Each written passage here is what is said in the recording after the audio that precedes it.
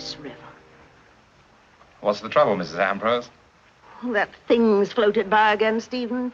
In with one tide, out with the other. Oh, I'm sick of it. Don't get upset, Mrs. Ambrose. It's due to sink any day now. Well, why don't the authorities do something about it? They know that the tides cause the same filth to wash back and forth. Back and forth. Oh, I tell you, I hate this river. It's people who should be blamed for the filth, not the river. The mail just arrived, Mr. Byrne.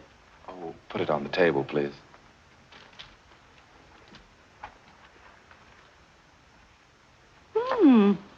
Looks like a manuscript. My manuscripts are like the tide out there.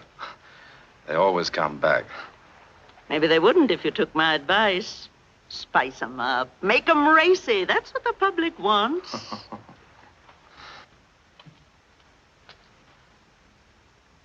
What is it, Emily? Well, it's just that it's getting awfully late, Mr. Byrne, and the plumber hasn't arrived to fix the downstairs tub. But if he hasn't come by now, he probably isn't coming at all today. Use the upstairs one if you like. Thank you, sir.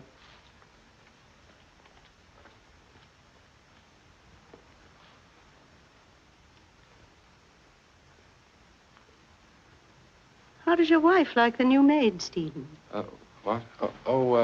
Very well, I think. Good.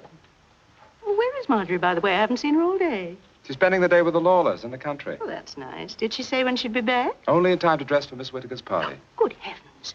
Why, I'd better go and finish my gardening so that I can start to get ready. I've still millions of things to do out here.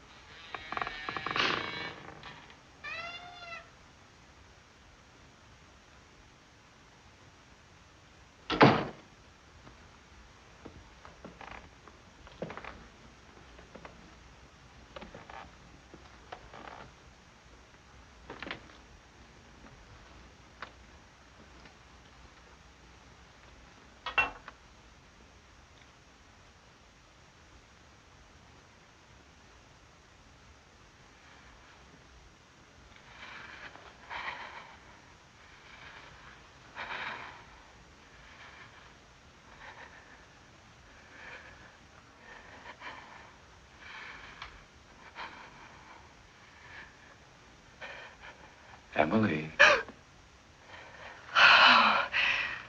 Oh, Mr. Byrne, it's you. Oh, you frightened me. Did I? I thought you were still in the garden. Did you? I left everything nice and tidy for Mrs. Byrne. Did you?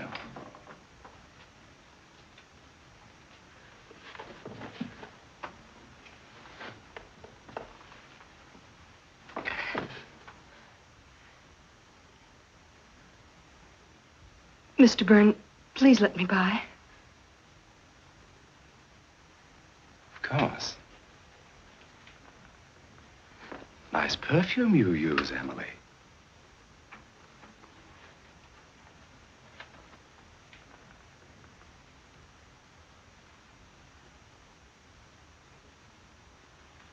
Oh, Mr. Byrne, you're hurting me. Emily.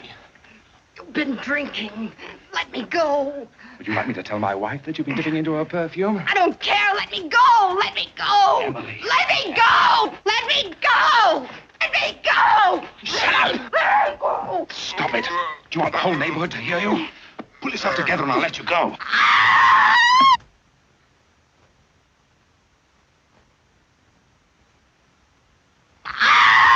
You silly little fool. Let me go.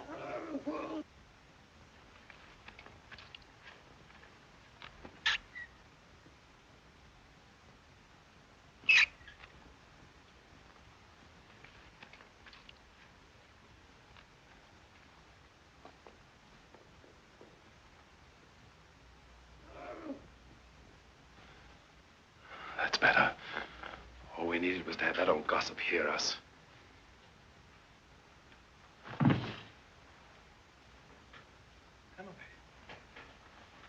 Emily. Emily! Emily! Emily!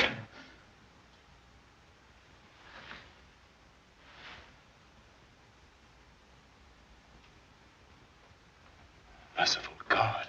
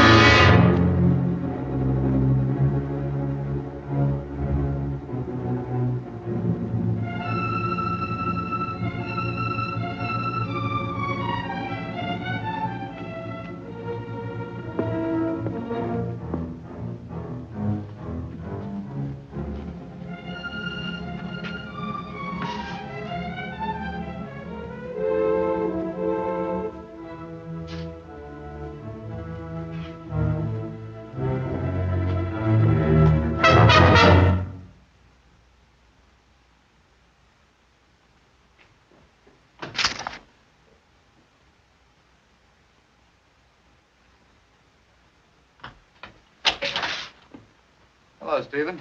I tried the front door. Oh, John. Thank heaven it's you. Oh, what's happened? Well, there's been an accident. Marjorie? No, the new maid, Emily. She fell. Look at her. No, Well, Stephen, what's the matter with you? Have you sent for a doctor? No, there's nothing anybody can do. She fell down the stairs. She hit her head. They'll blame me. Well, why should anybody blame you? Well, because I was playing the fool pretending I was going to kiss her. She got frightened and something happened. I don't know what exactly, but of course they'll blame me. Stephen, stop it. Let me look at her.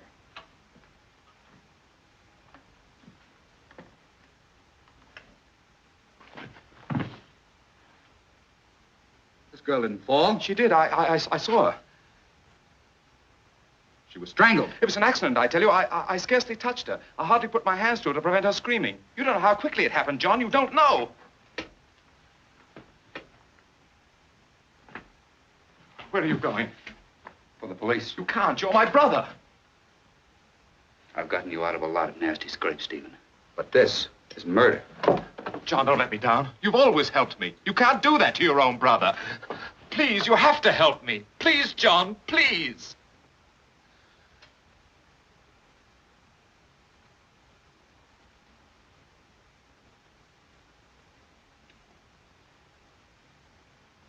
All right, Stephen.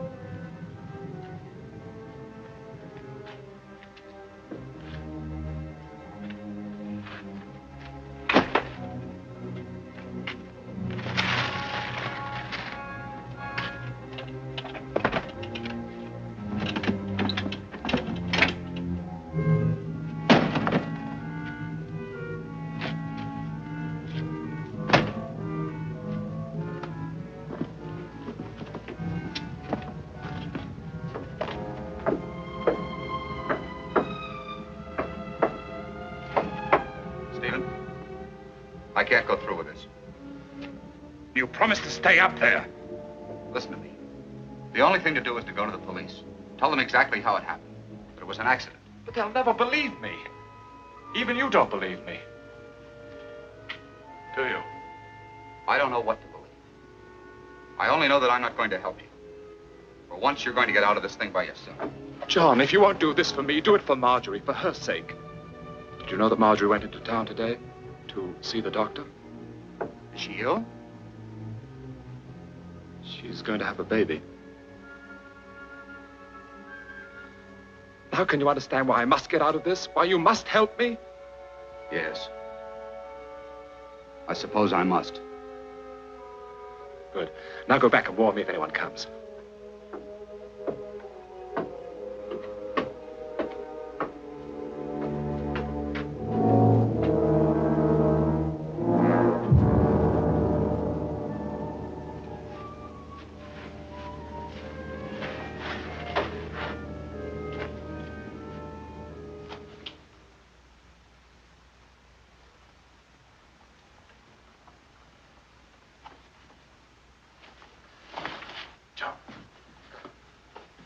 Wait a minute.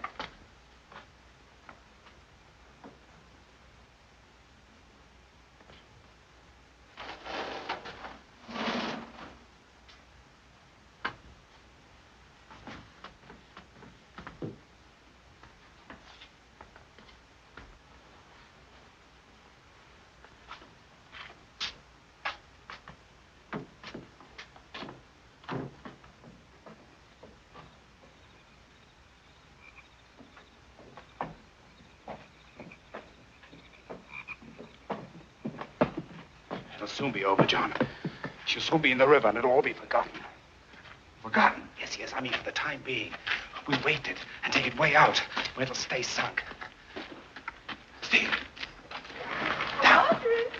Marjorie, is that you out there? No, it's me, Mrs. Ambrose. Oh, it's you, Steve. Stay down, I'll get rid of her. Marjorie back yet? No, not yet, Mrs. Ambrose. I wanted to ask her what she was going to wear tonight. I thought of my best black.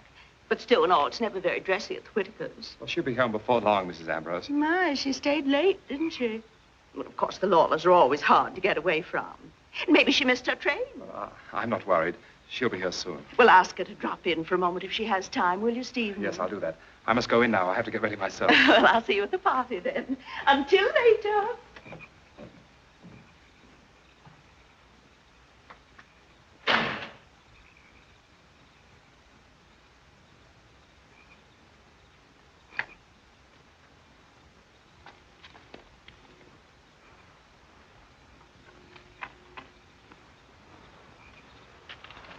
I thought the old hag would never leave. I thought you said Marjorie went to the doctor's today. She did. Mrs. Ambrose said she went to the Lawlers.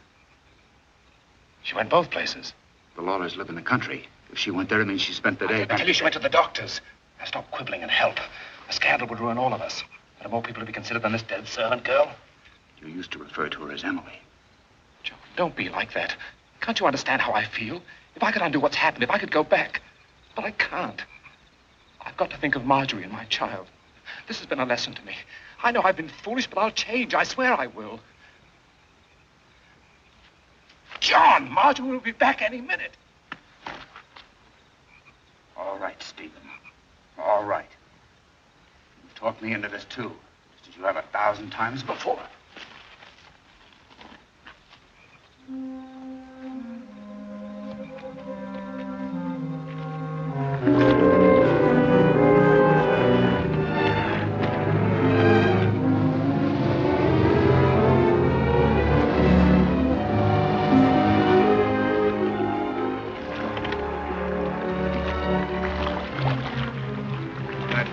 Moon.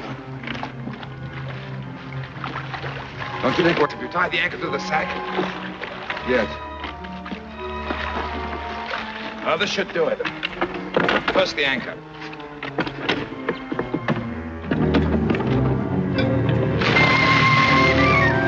All right, lift up.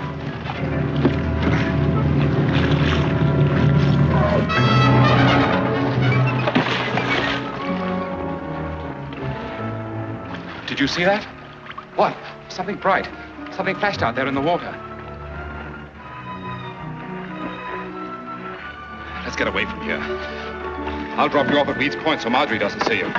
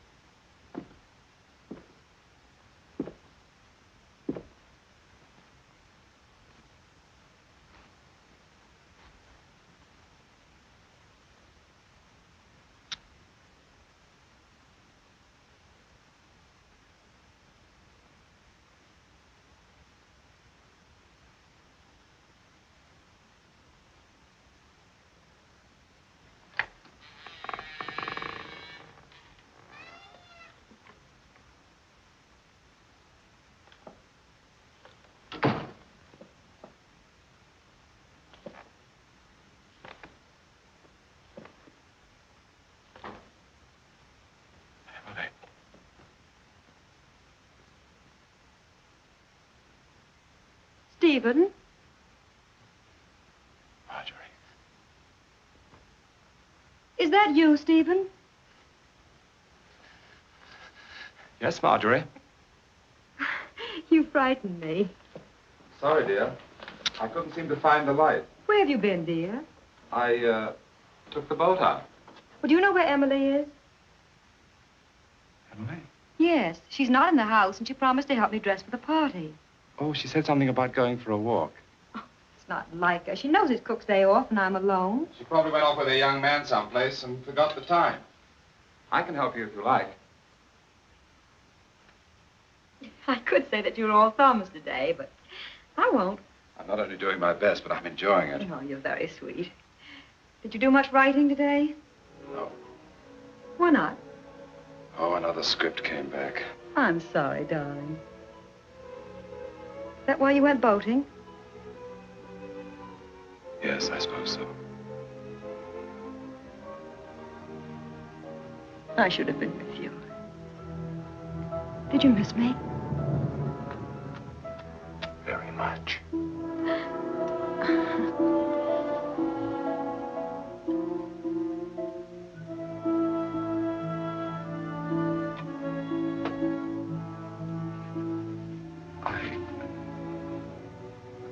I wish you hadn't gone out today.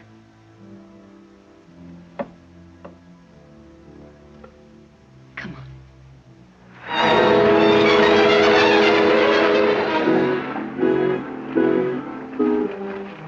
Darling, what is it? What's happened? Oh, what is it? What is it? It's nothing. I have a terrible headache, that's all. Oh, then we'd better stay home tonight. No, I'll be all right. Don't worry. Oh, darling.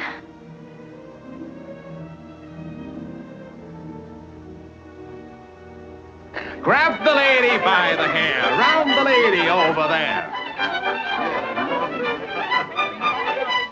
Into the center with a 1, 2, 3, and round that gent from Tennessee. Oh, I can't anymore, Stephen. I'm exhausted. Go on, you're the liveliest of the bunch. Wonderful party, Mr. Whittaker. Thanks to you, dear boy. Circulate. 8 hands around. Stub your toe and you'll fall down at last, my favorite part. How many times you said that this evening? 4, first time I've meant it. Circulate. 8 hands around. Stephen, you're wonderful. You inspire me, Effie. Stephen, you write us in and I can sing. Alaman left. Grand right and left. First you're right, and then you'll left. To meet your partner and give her a swing and promenade all around the ring.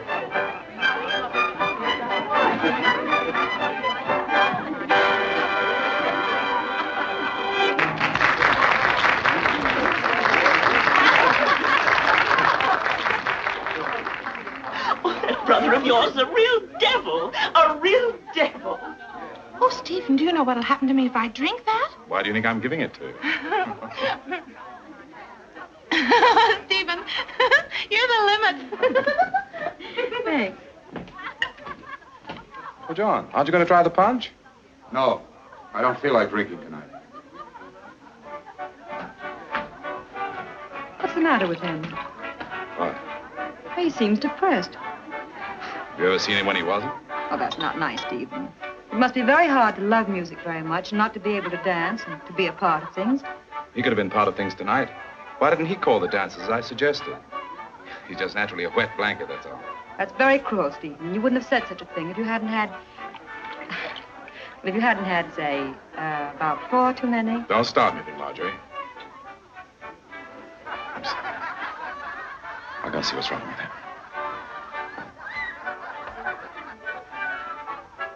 John! Why are you leaving? Just what is the purpose of all this dancing, this drinking? Don't you understand? Can't you see what I'm trying to do? No. Well, if anything should ever come out, everyone will remember that we were here at the party, acting in a normal manner. Well, I think it's repulsive. Do you think I'm enjoying myself? Frankly, I do. Why, if it weren't for the fact that I'm protecting both of us. Us? Yes, us. You helped me get rid of it, didn't you? Whatever I've done, you're in it with me. So I advise you to keep your mouth shut. Sorry I had to remind you of that. Well, I'm going to join the party.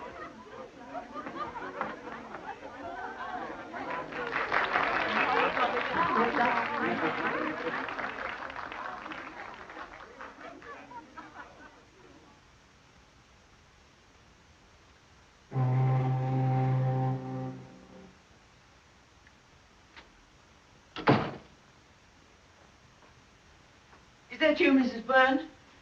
Yes, Mrs. Beach. Oh, you shouldn't have bothered to stay up for us. Oh, Mrs. Byrne, What is it? it's Emily.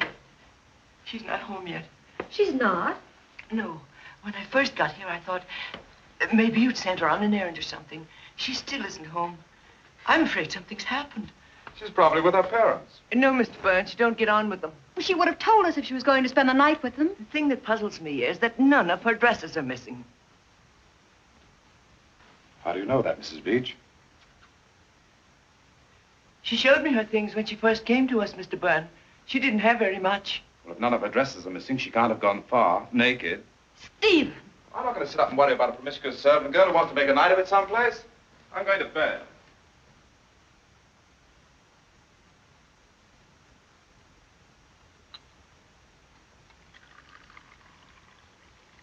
Wouldn't waste my time reading such trash if I were you, Mr. Byrne. Since when is the disappearance of a human being considered trash in your estimation, Miss Bantam? Since I found out what a bad name that Emily Gaunt has given young women like myself in service. Bad name? Yes. That Emily was a proper hussy. Gadding about night after night. Young men followers and heaven knows what all. There's no doubt but that she was out with one of her many sweethearts the night she disappeared. And she went further than she meant. But you make your own bed, you must lie on it. Would you like your eggs now? No, I don't care for any this morning. Now, Mr. Byrne, you haven't eaten proper all week. Miss Bantam, did you know Emily Gaunt? No. But I know them that did. Seems to me you speak with great authority about a person you never knew. Well, Miss Beach knew her, didn't she? I happened to be present the day after Emily disappeared when the cook was questioned. She didn't give the impression she believed Emily wasn't a decent girl. Yes, but Miss Beach just happened to overhear Mr. Stephen when Emily's parents came worrying around the other day. Wouldn't you like just one egg? Emily's parents came to see my brother? Yes, and he let him have it, he did. Said he never should have let her work in an honest house in the first place. That she was a thief and a good-for-nothing trollop. That's a lie! Good gracious, Mr. Byrne. Don't shout at me.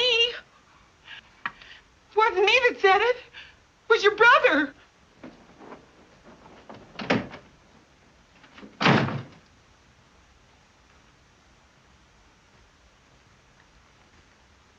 It's the truth, John. At first, I didn't believe it either. But Stephen kept after me to go through my things. Oh, it was Stephen, then, who was first suspicious. Yes. Our whole outfit was missing.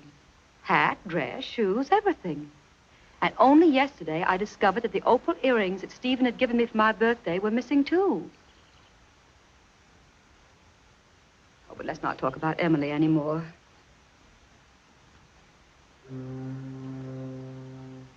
It's Stephen that I'm concerned about.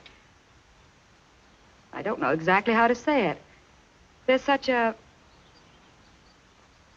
peculiar look that comes over his face when he's talking about Emily. It almost seems as though he were actually enjoying it, as though he delighted in her disappearance. And he goes on and on about her. Well, Marjorie, I wouldn't worry about him if I were you. After all, he's a writer.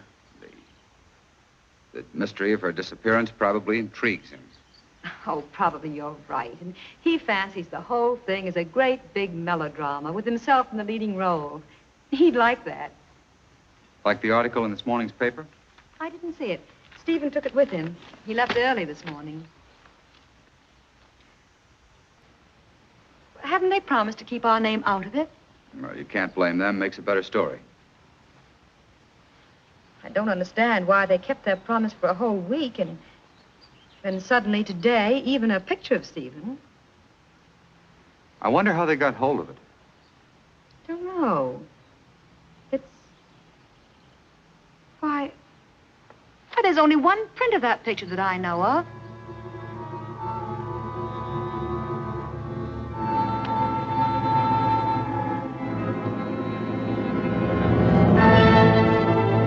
Now, isn't he like a child? He wanted his picture in the paper.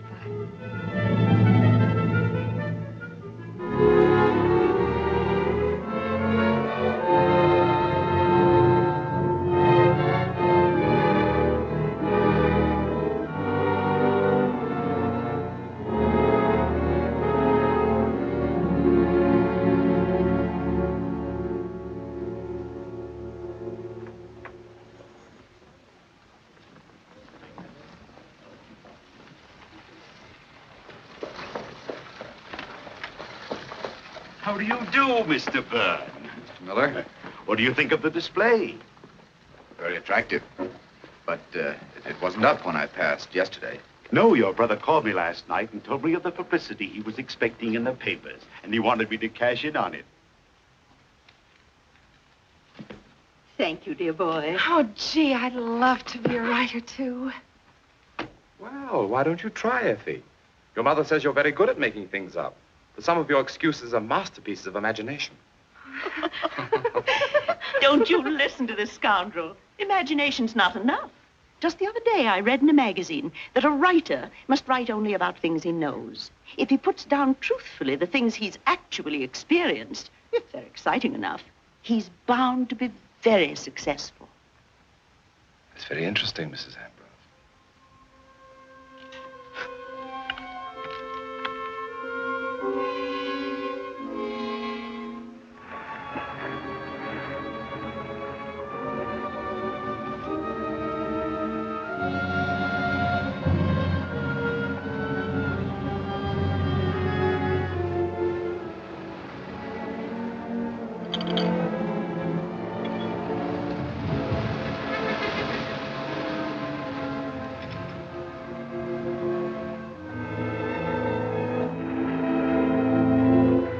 Don't touch that!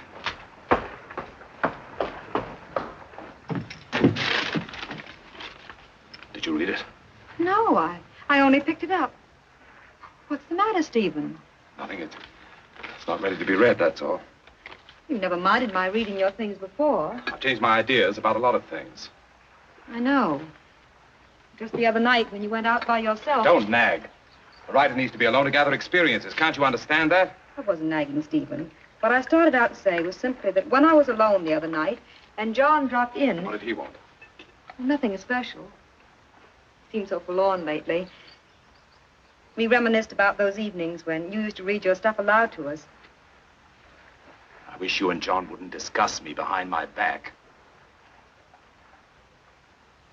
I'm not interested in what my brother has to say. He's a bookkeeper and will always be one. He'll never understand the problems of an artist. I was a fool to let you pick on me and criticize my writings. No one picked on you, Stephen. You asked us for our honest opinion and we gave it to you. Never mind. I didn't need anyone then, and I don't need anyone now. I'm doing very well on my own. You mean since Emily?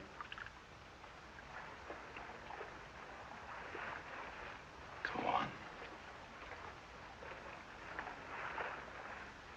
Go on. You can say it. I didn't mean it that way, Stephen. The success of my book since this Emily thing proves that they were good in the first place. All I needed was a little publicity. In the future, they'll not only be good, but they'll be great. Because they'll be about things I know. Like what you're writing now? Yes. Well, what's it about? Will you stop prying?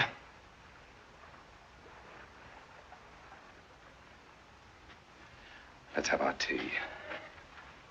I wasn't crying, Stephen. I was only interested. I don't care for any tea. Thank you.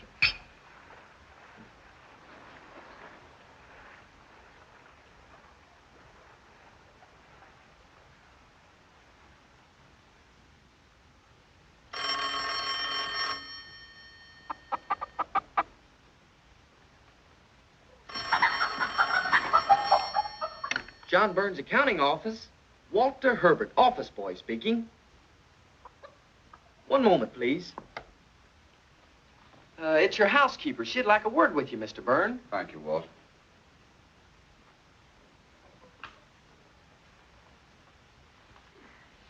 Check these over, Elmer.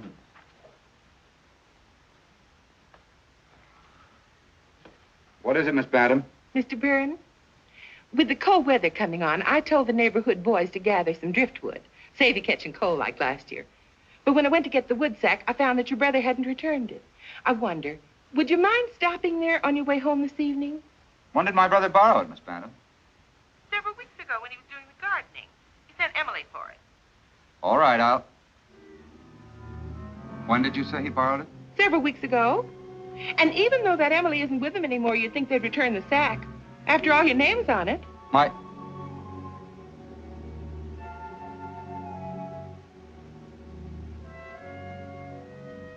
name is on it?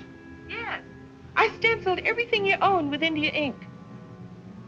I'll go for it if you're busy. No. I'll stop by for it, Miss Bantam.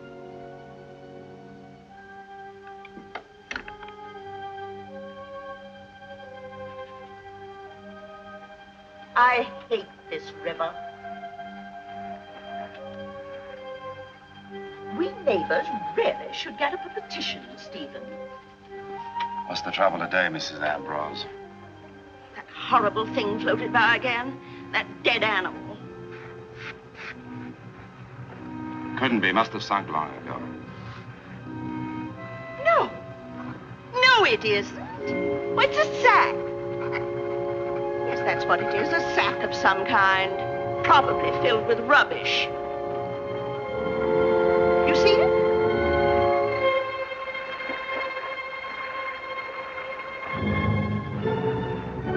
Well, I've other things to do besides standing out here. But I tell you, Stephen, you should write up a petition for us. Yes? Yes, Mrs. Ambrose? Really, the way some people use this river is a disgrace.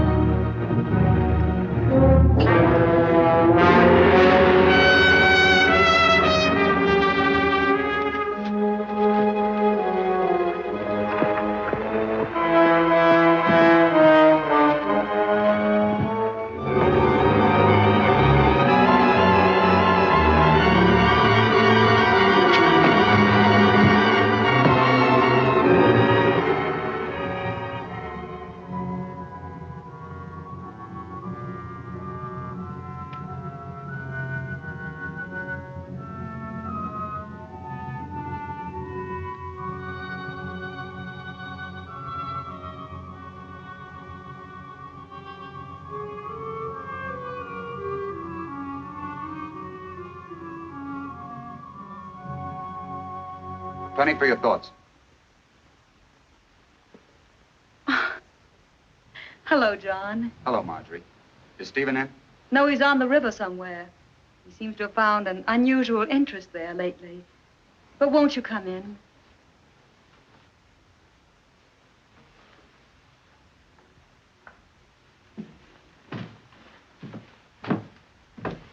I'm glad you've come, John.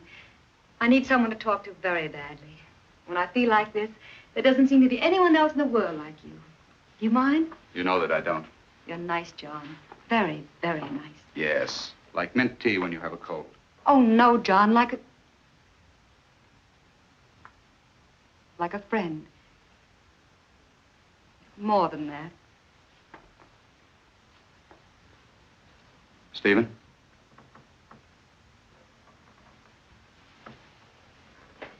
I think you know, John, that I've tried to make a success of my marriage. It hasn't always been, well, exactly perfect. Maybe it was my fault. Girls have foolish ideas, and when they marry, they think they've snared Prince Charming himself. And he is charming, John. Very charming. But a woman sees deeper. I see things now in Stephen that I never let myself see before. Don't get bitter, Marjorie. Oh, I know the countless things you've done for him.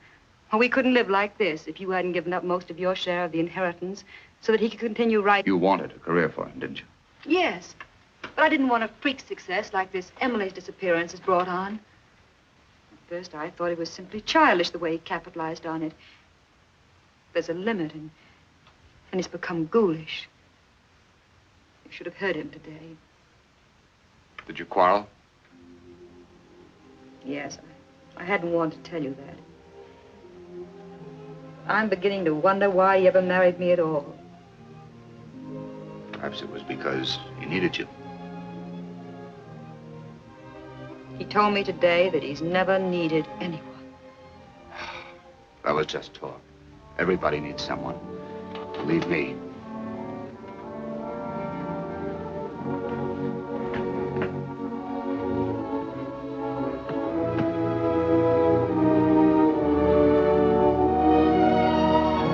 Are you lonely, John?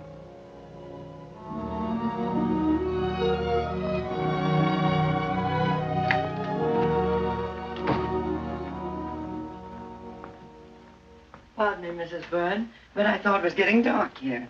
Thank you, Mrs. Beach.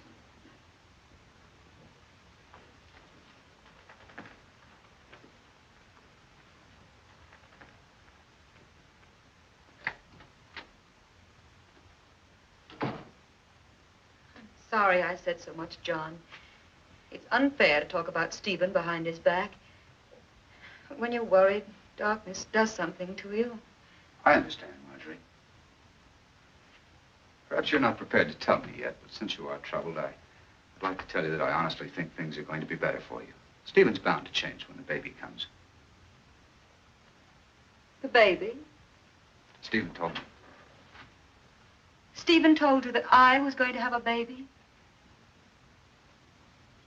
Yes. But it's not true. I wish that it were.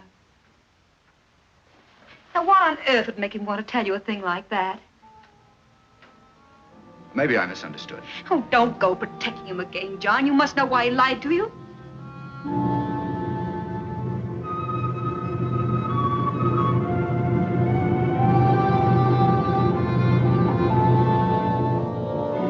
I can't discuss it now, Marjorie. Tell him to come to my place when he gets home. I'll talk to him.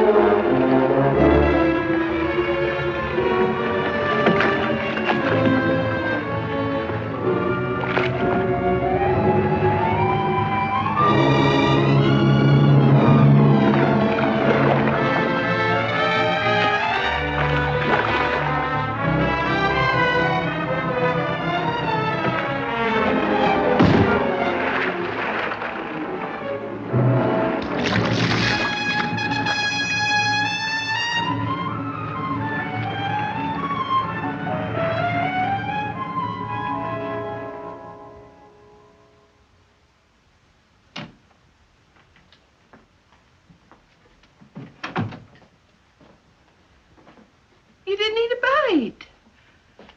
You didn't touch the roast. Of course, it's all dried out now. That's what comes from warming it over and over when you don't serve dinner on time. I'm sorry, Miss Bantam. Sorry. Being sorry won't help a spoiled dinner.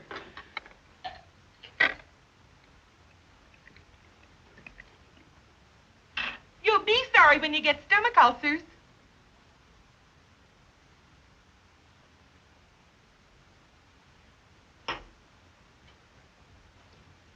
I know it's none of my business, Mr. Byrne, but you've been drinking a good deal lately. I appreciate your interest in me, Miss Bantam, but I must remind you that I'm quite old enough to determine my own drinking capacity. When a man's alone as you are, he should be grateful to have somebody look after him. I'd be grateful to you if you'd stop nagging at me. Why, I never heard of such a thing. Just because I take an interest in you. Well, I don't want you to take an interest in me. I'm quite capable of running my own life. All right. Seems like I can't do anything right anymore. You didn't bring the wood sack. No? But I told you the boys will be here in the morning to gather driftwood. What shall I tell them? I don't care what you tell them. Now, please leave me alone.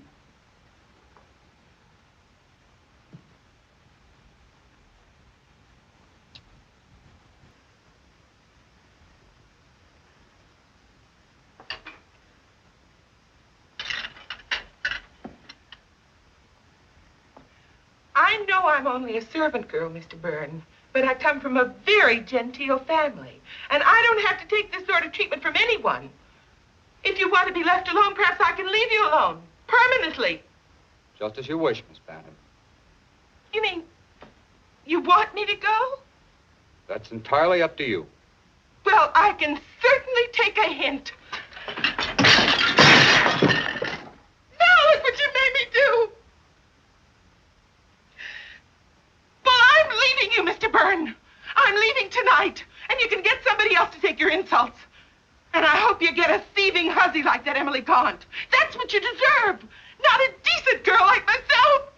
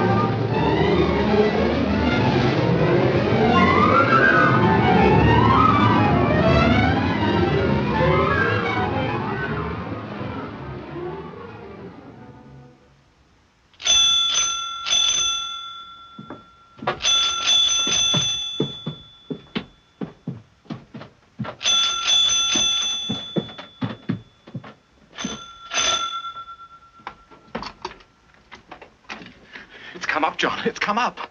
What are you talking about? Emily's come back. What? The wood sack, it's come up out of the river. I've been up all night. I chased it for 6 miles, but the tide was too fast and I couldn't find it.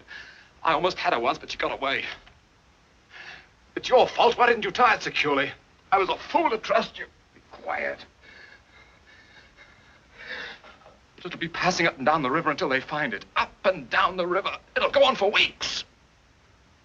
The police will find it soon enough. Yes, but they won't know we did it. I mean, there are hundreds of sacks like it. They won't trace it to us, will they? No. Not to us. They'll trace it to me. To you? My name is on it.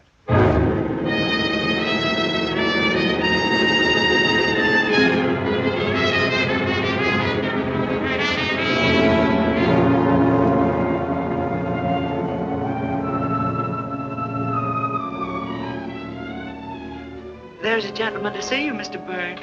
You know I don't wish to be disturbed. He's from the police, sir. Please. Send him in. Yes, sir.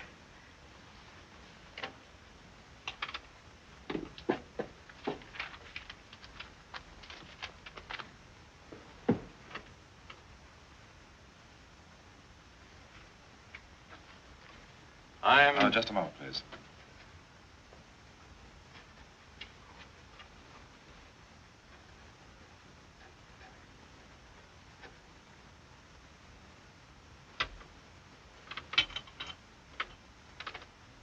Sorry, I wanted to get my thoughts down before they went away. I'm Lieutenant Sarton, sir. How do you do? What can I do for you? Well, it's about, this sack. Ever seen it before? I don't know. Sacks look pretty much alike. Oh. Looks like the wood sack that was stolen from here. Stolen? Yes, it belonged to my brother. Oh, yes, his name is stenciled in there. Is it? I didn't know that. You say that it was stolen from here? Yes, we borrowed it from him, and when I went to return it, it was gone. Hmm. About how long ago was that? About 3 or 4 weeks ago. But if you know it belongs to him, why do you return it to me? Well, we tried to contact him all day, but had no success. You see, this sack contained the body of Emily Gaunt. Clad only in this inexpensive dressing gown. And according to the medical experts who testified at this inquest, strangled and afterwards thrown into the river. Now, when did you first discover that this dressing gown was missing? It was when we were getting her things together to send back to her parents. And when and how did you discover that your own things were missing, Mrs. Byrne? The morning after Emily failed to return. It was my husband who suggested that I go through my wardrobe. He insisted that inasmuch as none of Emily's dresses were missing, she might have gone out in some of my own things. And then we discovered that not only was my lace dress gone, but some of my best lingerie, an evening wrap, and a pair of silver slippers. Was there any other thing of value gone? Yes. Several days later, I found that a pair of opal earrings that my husband had given me for my birthday were missing, too.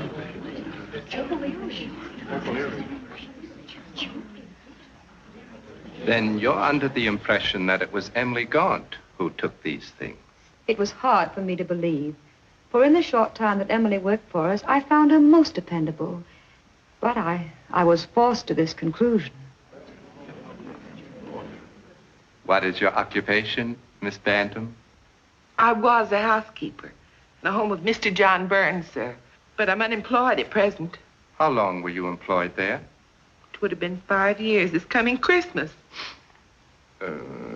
Why are you no longer employed by Mr. Byrne? Because he became too impossible to get along with from the time that Emily Gaunt disappeared.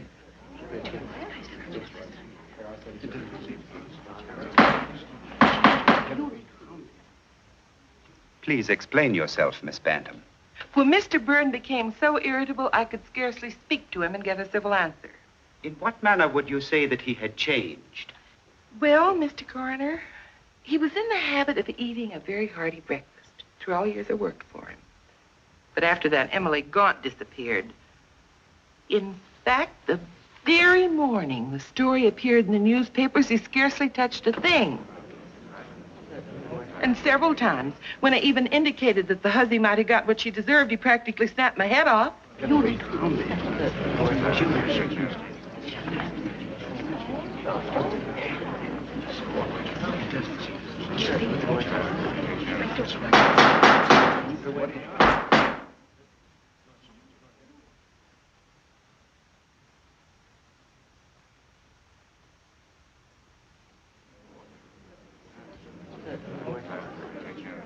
Miss Bantam, tell us what you know about this sack. It's Mr. John Burns, all right. I stenciled his name in it. The one that was borrowed by Mr. Stephen Byrne? Yes, Mr. Stephen was doing some gardening and needed an extra sack. Emily came for it. And to your knowledge, the sack was never returned? No, sir.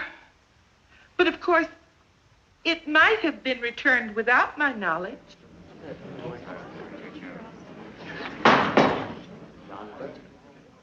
What do you mean by that, Miss Bantam? I mean simply that it's peculiar to me that Mr. John Byrne would have allowed the sack to remain at his brother's for any length of time at all. Please clarify that statement. Well, it was his habit to go out and collect firewood off the river. I should say it's what might be called a hobby. The only sort of hobby possible for a man with his affliction. Oh, I'm so sorry. I shouldn't have said that. Please continue, Miss Bantam. Well, recently, I called in some of the neighborhood boys to gather firewood. But when I went for the sack, I found that Mr. Stephen hadn't returned it yet. So I phoned Mr. John, and he agreed to pick it up. But when he got home, I reminded him that he hadn't. He was quite rude to me. Said he was perfectly capable of running his own household. He raised his voice to such an extent that I was quite nervous and upset. Then he dismissed me. And when did the scene occur between you, Miss Bantam? It was the night before Emily's body was found in the river. You've heard testimony that you borrowed the sack some time ago from your brother. Is that correct? It is.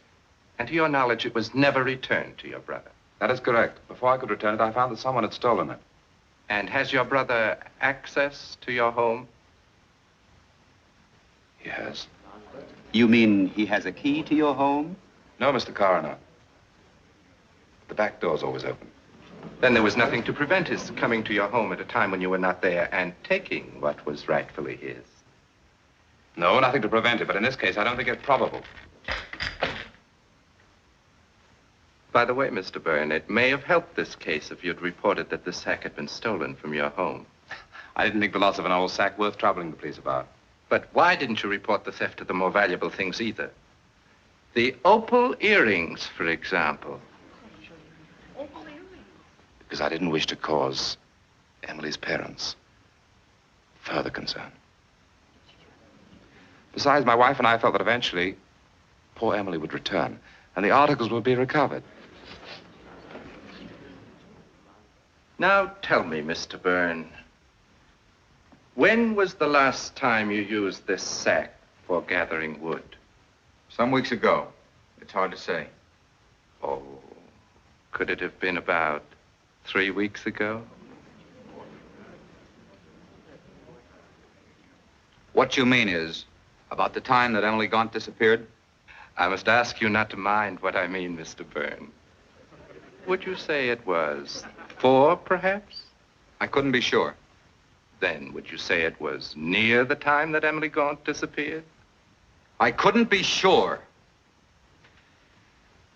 The collection of firewood, unlike a marriage or a birthday, is not a festive moment in my life. I don't remember. But you do remember the testimony that the sack was stolen from your brother? Will you kindly give an oral answer to the questions asked at this inquest? I do. Does it not strike you as being rather odd that a thief would bother to take an object of such little value? I wouldn't know. Or that a girl, if we concede for a moment that Emily Gaunt took it, do you think she would have taken such a sack with her to some mysterious rendezvous? I'm not here to answer riddles. No, I shouldn't think you were. Mr. Byrne, I will be more direct then. Did you know the deceased Emily Gaunt intimately?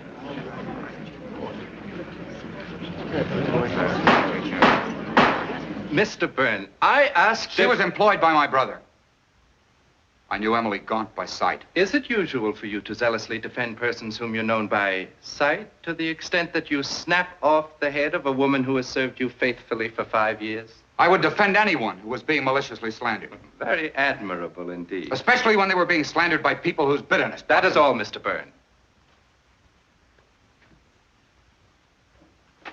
For one who was not here to answer riddles, I must say you've done very well.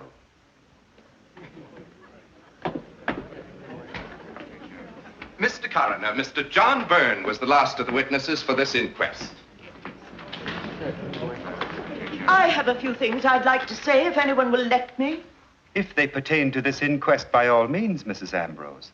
I can't sit here any longer, listening to all these insinuations against a boy who couldn't possibly harm a fly. It's ridiculous, preposterous. It's downright silly, that's what it is. Mrs. Ambrose, will you kindly control your temper and give us a more coherent reason for your impatience with this inquest? Now, Harry, I'm not trying to take advantage of our friendship, but I've known these Byrne boys since they were lads, and John's only fault is that he works too hard and never thinks evil of anyone. And as for this silly old maid, it's plain as the nose on your face she's in love with him, and imagined heaven knows what about him.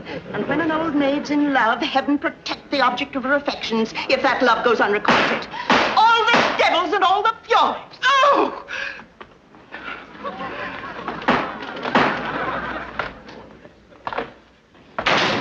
And if there's anyone else who wants to know anything about himself, just let me know.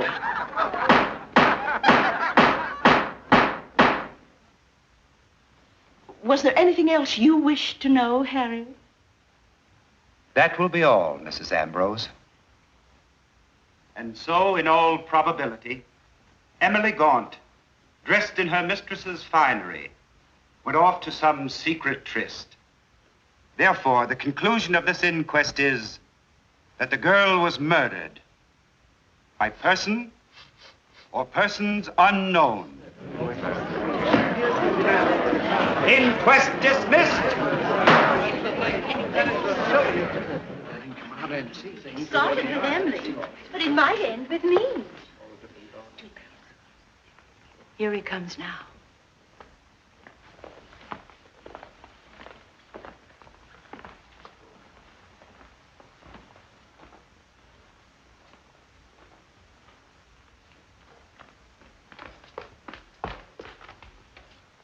Oh, Mr. Byrne. Mr. Byrne. Yes? No, not you. Mr. Stephen Byrne. Me? Yes. They'd like to see you inside a moment. Certainly. You go on. I won't be long.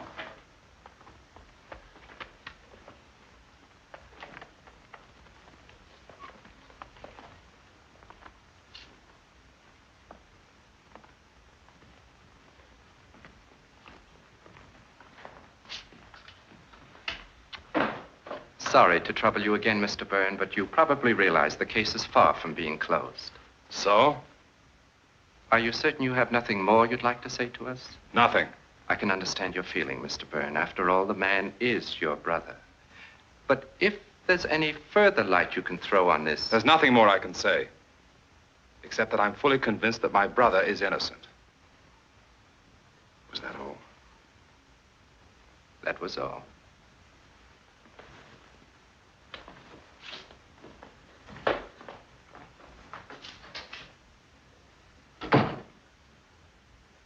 foolish to call him back.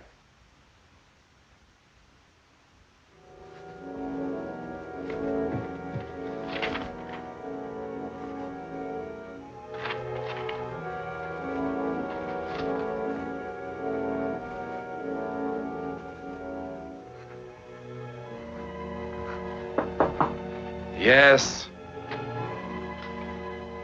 Stephen. What is it? You know I'm working. Stephen, why are you so irritable? What is it? I'm rather worried. Can't you wait and tell me about it later? All right, I'll be in my room. It's about Lieutenant Sarton.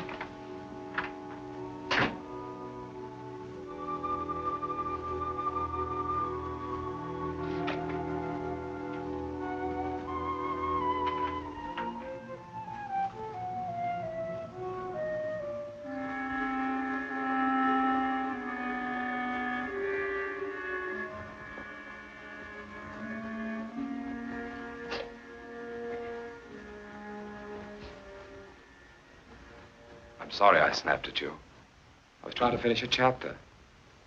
What did you want to tell me? Well, it's in these last weeks, since the inquest, I seem to run into that detective all the time. And just a little while ago at the market, too. And he always looks at me as though he thinks I know something I haven't told about Emily. Has he ever asked you any questions?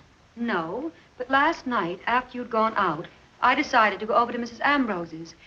And I saw someone across the street. It looked like him. And I almost had the feeling that he'd been watching the house. How long was he there? I don't know. When I got back, he was gone.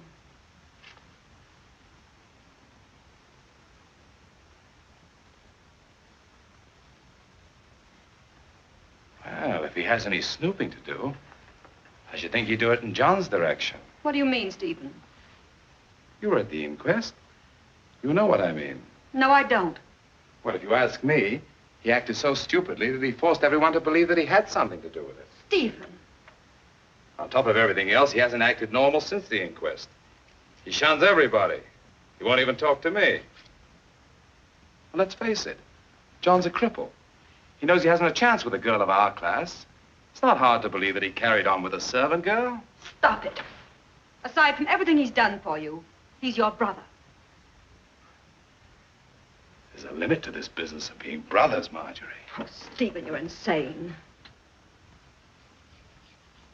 You're very fond of him, aren't you? You know that. Are you in love with him? How long has this been going on? Don't think I haven't been aware of it. You have a filthy mind.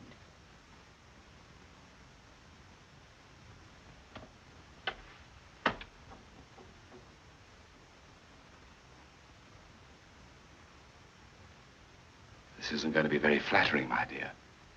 But I haven't the slightest pang of jealousy. No, I shouldn't think you would. A husband who comes home drunk night after night and reeking of cheap perfume isn't exactly in a position to be jealous. Sometimes cheap perfume can be very exciting. You are a swine, Stephen.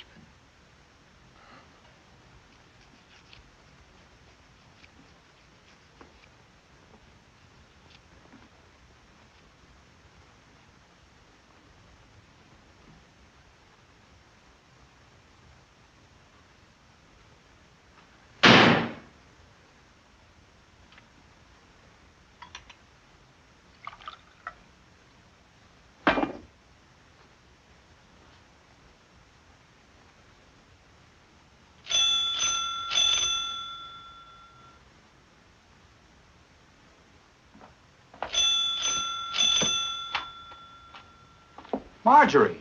Hello, John. Hello, Marjorie.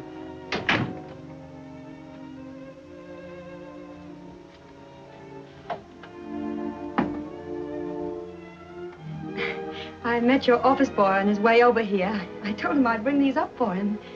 Thank you. I've been here so many times, John. And to the office, too. But you were never in. I know.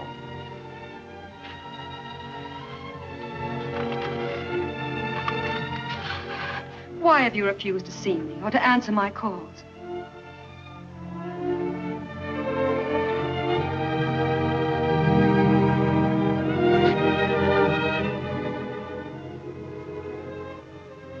Haven't you found a housekeeper yet?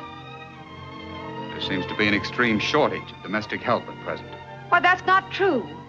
Only yesterday, Mrs. Beach was telling me... It's true in the case of Mr. John Byrne. Even the children know that I killed Emily Gaunt. I know, John. I've learned a lot about people myself lately. They can be very vicious. You think that because you've lived with them for years, they're fond of you. But it's not true. I'm going away, Marjorie. Oh, no, John. Oh, don't run away from them. I'm not running away from them. Is it that you think it'll be better for all of us if you go away?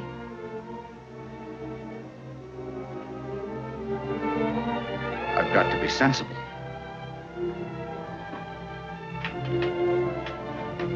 Ever since the inquest, my mail consists chiefly of anonymous letters with not too flattering suggestions. Most of my clients are closing out their accounts. John, maybe it wasn't wise, refusing to see people and not going anyplace. But you still have friends in this town. Let me give a party. We'll ask everyone you like, our real friends. We'll show this town. Wouldn't do any good. This town likes its nasty little backstairs gossip.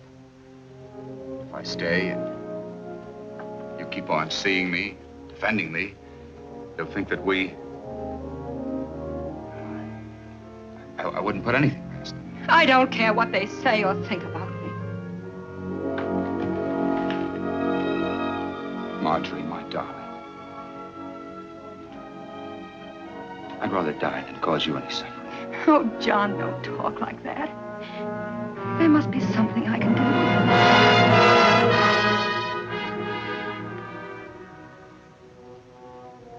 No. The only thing to do is to go away. I've thought it out very clearly. John, and promise me one thing. Before you do anything, before you make any decisions, let me know. I promise.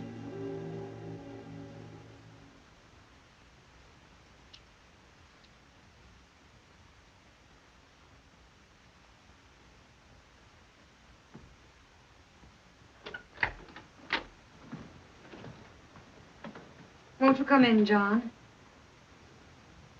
I'd rather not, Marjorie. Good night, then, and thanks for seeing me home. Good night.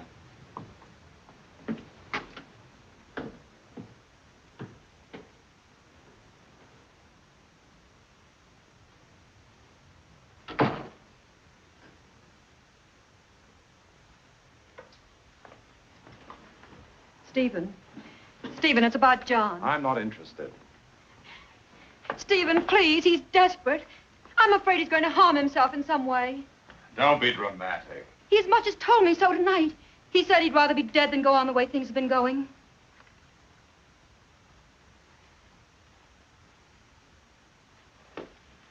You mean suicide? Yes, Stephen. Please see him. Try to stay with him as much as you can. If you hurry, you can catch up with him now. All right, Marjorie. If you insist. Thank you, Stephen.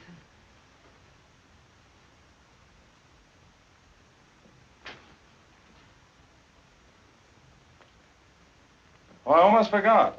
Mrs. Ambrose was over. She said as long as it's Cook's day off, you should let her know if you want to have supper with her. I'm in no mood for her tonight. I'll have something here.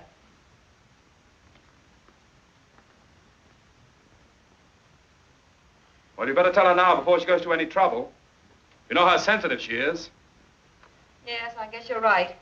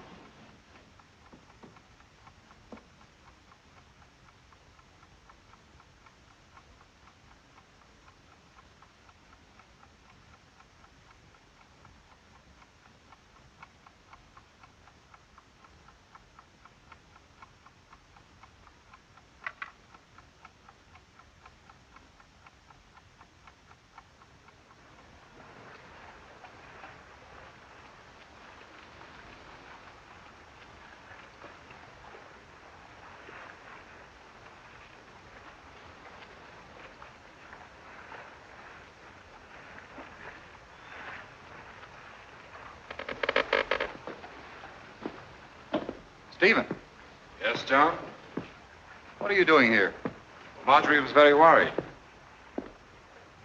She sent me to look for you. Lucky I found you, isn't it? What do you mean? Well, you might have,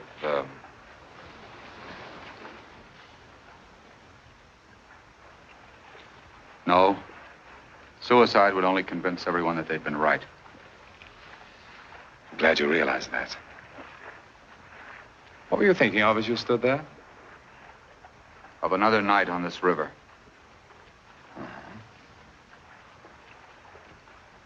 You know, John, in spite of everything that's happened, and everything that's going to happen, I want you to know that I've gained something. Gained something? Yes, I was always afraid as a child. I didn't have the courage to do things. I was afraid of people, what they might say or think. Maybe that's why my writing wasn't good. You were right in that. But I'm not afraid anymore, and I've written something good. Because it's real. It took a murder to do that. Doesn't the end justify the means? You must be very, very ill, Stephen. Ill? Yes, sick. Otherwise, you couldn't think as you do. What's happened to you? You know, John, I wish I could really trust you again. But I can't. Am I right?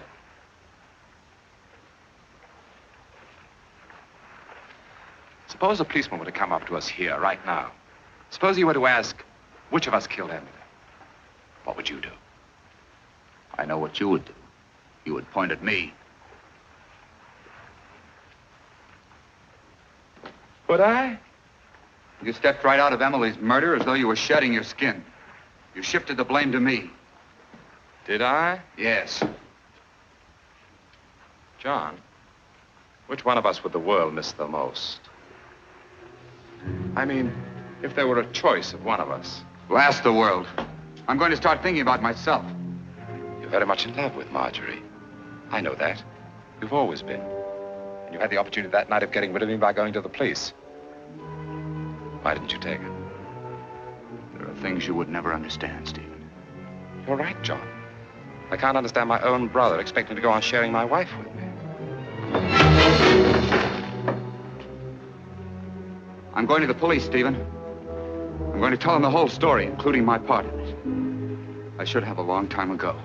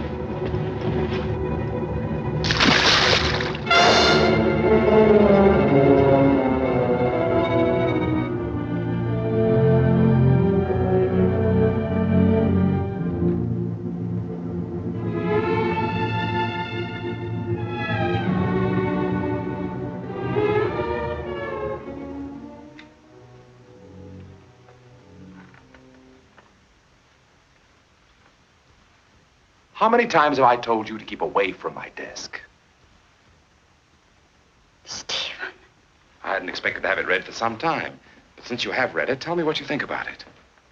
How can you ask me that? Well, don't you think it's good? Can't you appreciate its quality quite apart from its content? Not when it says that my husband is a murderer. I thought I'd disguised it completely. But you read between the lines, didn't you? John must love you very much, letting everyone think he did it. Oh, no. He loved you very much. He was old-fashioned. He believed in chivalry. That's why he kept silent about it. But you, I don't think I can expect you to keep silent about it. Can I? You intend to go on forever letting people think he did it?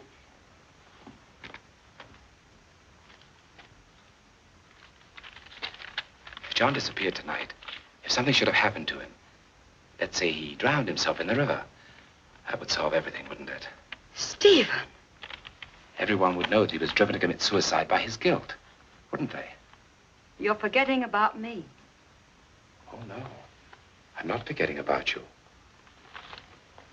John committed suicide tonight. What? I saw to it.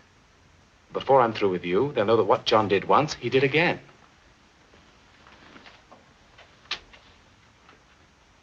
Stephen, you're insane. Am I?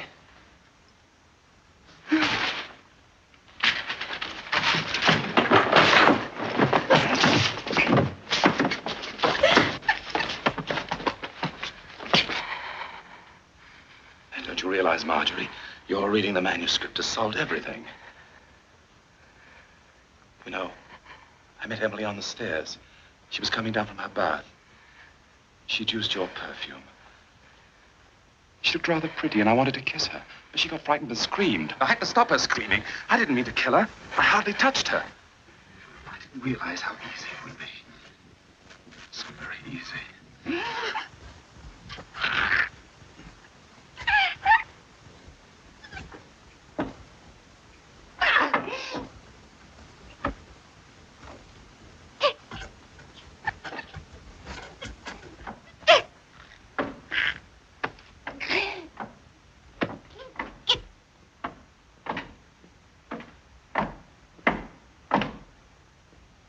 John.